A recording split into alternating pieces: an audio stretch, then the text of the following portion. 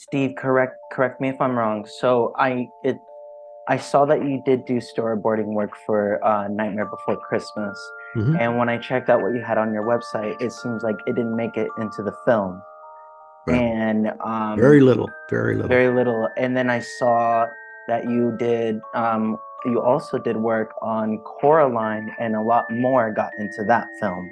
Oh yeah. That I mean, I just want to say thank you because Coraline, a big deal for a lot of people my age, and I'll just have to say that for me as well. And so I love the work that you did on it. But could Oh, you go thank you. over some of that? Yeah.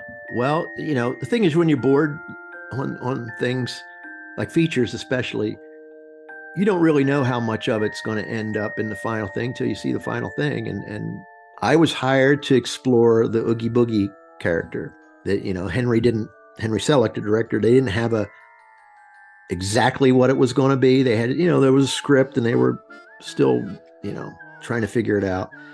And so I came in and Henry wanted, Oogie Boogie was made out of, he was a sack made of bugs and insects. So he wanted me to have him pulling out different insects and using them as ninja weapons, Okay. throwing them at Jack and things like this. So, I tried a whole bunch of stuff and Henry's first was like, well, yes, yeah, it's really safe what you're doing. It's just, we want you to go, push it. And so I tried it again and then again. And then he was like, he finally said, Steve, come on. I mean, come on. I mean, I thought you were good. Oh, I was brought up by Joe Ramft, who was had the story on it. And he goes, Joe said you were good. I mean, come on. And he just kind of left me, and I was, pretty hurt for an hour or so. And then it was like, all right, I'll show you. And then I was like boarding for my life. And so I had things like he reaches into his sack of, through the seams and he pulls out a couple of really adorable little kittens and he gives them a squeeze and they pop out of their skins. And now these skin kittens are chasing Jack around, nipping at his heels. And there was he reaches under his armpit. There were all these worms for hairs. And I had him pull on those hairs and this severed head comes out attached to, and the same thing, he's whirling this thing around like a weapon and he throws it. And now there's this severed head biting after, everybody's biting after Jack, yeah. and, and so I had these kind of things. And so Henry's like, all right, I'm going to send this stuff off to Tim. It's Tim Burton. I never met him. He was in LA, I guess. And the whole time I was on it. And anyway, next day, Henry comes in and he says, hey, Steve, I talked to Tim this morning. He looked at your stuff over breakfast.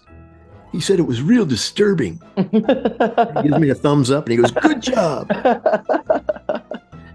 But then I was done. I was only supposed to be there for several months, filling in for Jorn Klubien, who's a board artist, but he's also a Danish pop star. He went off to be a pop star for a few months on tour, and then he came back and took his job back.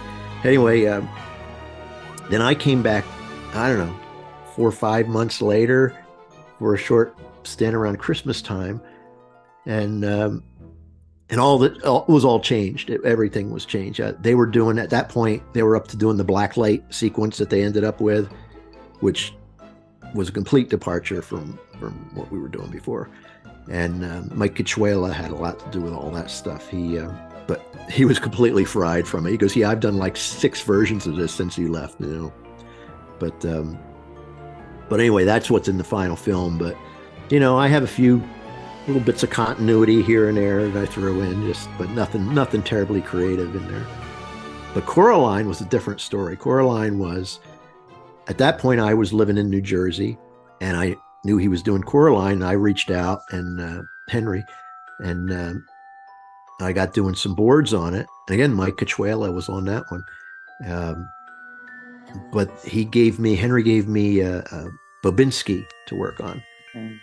And it was a similar thing where you're just kind of searching out what this character does. And by then I kind of knew what was more Henry's thing. So I didn't really need to get up to speed. And so we did that. My first sequence was the one where um, uh, Coraline goes up and knocks on Babinski's door, and she got the mail that's got the cheese in it, and you know she's no answer, and she peeps open the door, and then we see this figure land behind her, coming on upside down. He's hanging from the eaves of the building, and he reaches out to her and he scares her, and then I had him doing all these things where he's climbing around on the railings and all, which is what Henry wanted me to do. That was his direction. But and he also wanted, he's got turnips in his pants. Give him turnips in his pants, and they'll like pop out, or he'll pull one out and eat on it. And this weird little touch for him.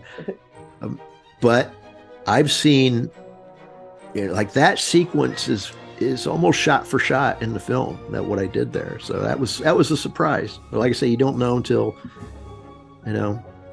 you see the actual film. And then I did some stuff where they're in the garden, and it's the dad with the button-eyed dad, and he's on the tractor, but he's all like vegetation or rotting. I forget now what it was. Yes. And he's like coming after her slowly on this thing, and she's going over the bridge, and it's like freaking out kind of stuff. And did some of that stuff, but again, you just don't know till you see the final film how much of your stuff's going to be in there. How did it feel seeing that, making it? Oh, fabulous! It's always fabulous when your stuff's in the final thing, because that's like, you can touch it and go, that's mine. That's, I did that, and I think that's what we all strive for. And it's a big team effort, but it's nice when you get it's like your little secret. Oh yeah, that's mine. Until somebody like you asked me what you did on it, and it's like, oh yeah, well. How often you get scenes that you worked months on just cut, and how that feeling evolved over time. I think about stuff I've seen on your site, like the Grinch. I saw works that you did on that I don't think made it. But can you describe that feeling though, and how often that does happen for someone like you? How long does it happen? It's a good question. It doesn't happen enough that it makes me want to quit. Okay, that's but a good way to when put it. when I was younger, it stung more than it does now. Now I understand it's part of the thing. It's still like, I mean, I'm working on a thing now where it's like, cut this. They'll tell you, your boss is like, no, you need to cut this. Like, and you want to go, oh no, but it's like, well, it's your sandbox. It's your thing. So it makes you appreciate what you do get in there more, definitely. But there's entire films like that Betty Boop thing. Every evening as the twilight falls. And that Grinch just got killed. So there's a lot of work that nobody will ever see. Like the Grinch there was an earlier version of that Illumination killed. And they got a new director, and they started over again. And I was the old version, but the only thing I got in it was, personal story about it. When I was working on the Grinch, my wife had terminal cancer, and she passed away while I was working on that. And so after she died, I reached out to Chris Meledandri, who owns Illumination, and I said, hey, we haven't named Cindy Lou Who's mother. Can we call her Donna? And he said, yeah, we can do that. He goes, we don't have a scripted line that calls her that, but at least internally we can do that. And then they killed the film, and I got put on Sing.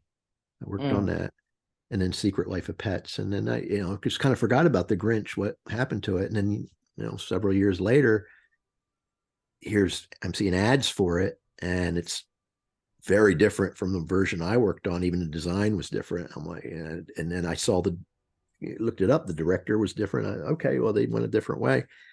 And I thought, well, I wonder if they're still calling her Donna. And I went to see it, and one time they call her by name. Sorry, Donna. That's okay, Sam. And that was really nice. That was like, thank you, Chris. He remembered, and it's got in there. And he's a busy man. He didn't have to do that. So Right. very, very much appreciate that. I love that.